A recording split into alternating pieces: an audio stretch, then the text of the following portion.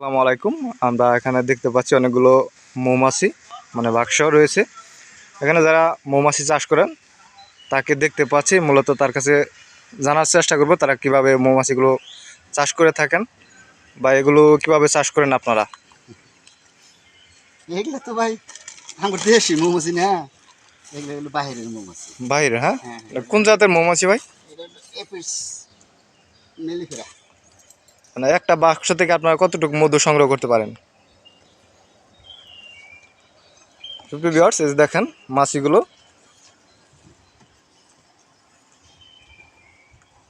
এগুলো কি মধু সংগ্রহ করার জন্য এ জায়গায় রাখছেন নাকি? না না, এখন মধুর সময় না। মানে মানে তাদের খাবার সংগ্রহ করার জন্য, তাই না? হ্যাঁ, এখন মধু হবে আরো 1 মাস পরে।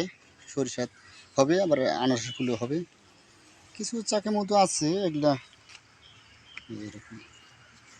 এগুলো চাষ করে আপনারা মাসে কত টাকা ইনকাম করতে পারেন? মাস না, বছরে। বছর? হ্যাঁ, বছর শেষে হিসাবে বছর শেষে। যে কত খরচ হলো আর কত আয় হলো এরকম। সুপ্রিয় ভিউয়ার্স, দেখেন এখানে কিন্তু অসংখ্য মৌমাছি রয়েছে।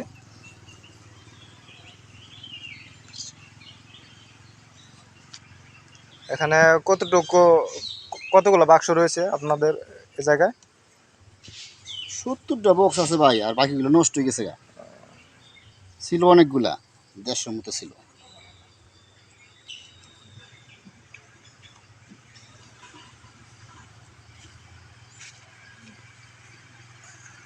দেখা ডিম বাচ্চা দেখা যাচ্ছে।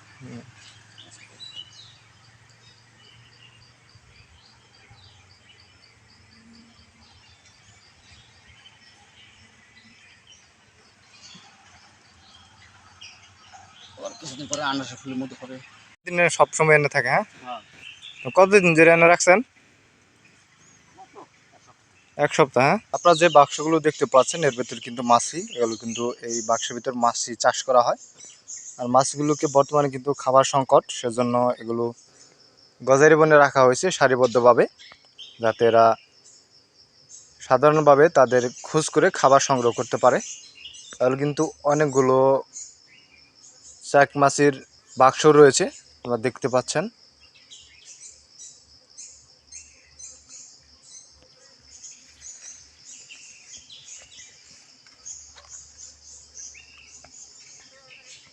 এই যে দেখেন,